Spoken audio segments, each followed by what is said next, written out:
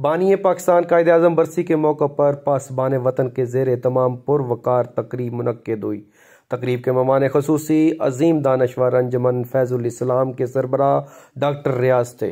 دیگر مہمانوں میں ڈسٹرکٹ خطیب حافظ اقبال رضوی، پاکستان عوامی تحریک کے میڈیا کوارڈینیٹر غلام علی خان، سرپرست منہاج القرآن دبئی فخر زمان عادل تھے۔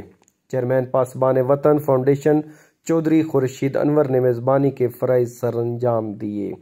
دیگر مہمانوں میں سید شمیم حیدر، شیخ عبد الوحید، سردار عبد الرزاق، ملک عدالت، پاسٹر عارف ناز، حکیم محمود سہارنپوری، مس سمینہ شعیب اور دیگر خواتین و حضرات نے شرکت کی۔ اس موقع پر مقررین نے اظہار خیال کرتے ہوئے بانی پاکستان قائد اعظم کو زبردست خراج تحسین پیش کیا۔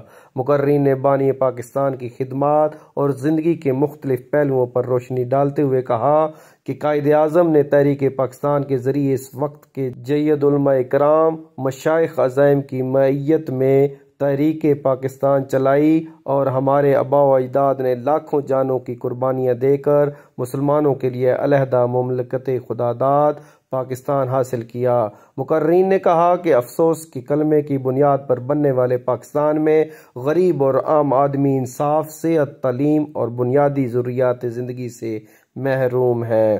انہوں نے کہا کہ قائد اعظم کے بعد ملک کو مخلص اور دیانتدار قیادت نہ مل سکی۔ آج بھی ایک طبقہ اقتدار بچانے اور دوسرا طبقہ اقتدار حاصل کرنے کے در پہ ہے۔ حکومت اور اپوزیشن کی اسی لڑائی میں ملکی معیشت کا بیڑا غرق ہو چکا۔ ضرورت اس امر کی ہے کہ ملک بچانے کے لیے ہم سب کو مل کر اپنا کردار ادا کرنے کی ضرورت ہے۔